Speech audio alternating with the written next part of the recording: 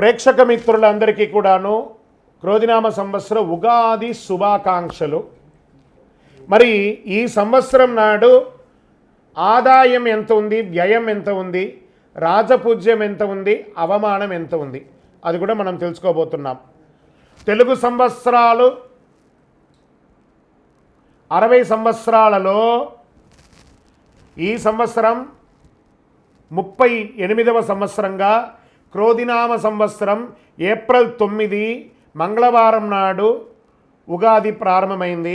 ఆ రోజు నుంచి గోచార గ్రహస్థితులు అన్నింటిలో దృష్టి పెట్టుకొని ఒక సంవత్సర కాలం 12 రాసులకి 12 రాసులకి అశ్విని పర్యంతం మీనం వరకు ఉన్నటువంటి రాసులకు అందరికీ కూడాను ఆదాయం, వ్యయం, రాజపూజ్యం, అవమానం అనేది ఎలా ఉంటుందని కూడా చెప్పబోతున్నాం.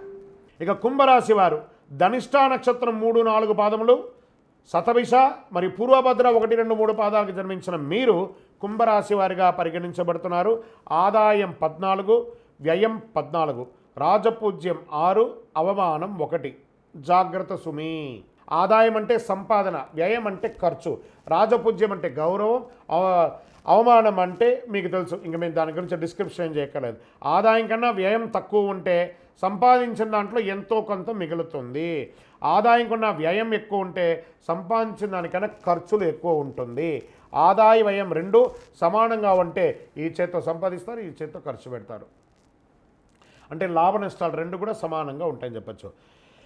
రాజపూజ్యం కన్నా అవమానం తక్కువ ఉంటే మిమ్మల్ని తిట్టేవారికన్నా గౌరవించేవారు ఎక్కువ ఉంటారు.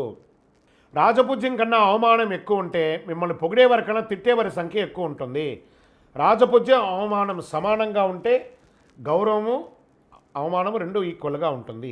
ఈ రెండింటిని కూడా బేరీజ్ చేసుకొని మీ నిత్య కర్మలు, నిత్య జీవితంలో ఎలా మెదలాలో సంపూర్ణ పంచాంగ విశ్లేషణ, రాశిపడత విశ్లేషణ కూడా కమింగ్ ఎపిసోడ్లో చెప్పడం జరుగుతుంది. విజయోస్తు.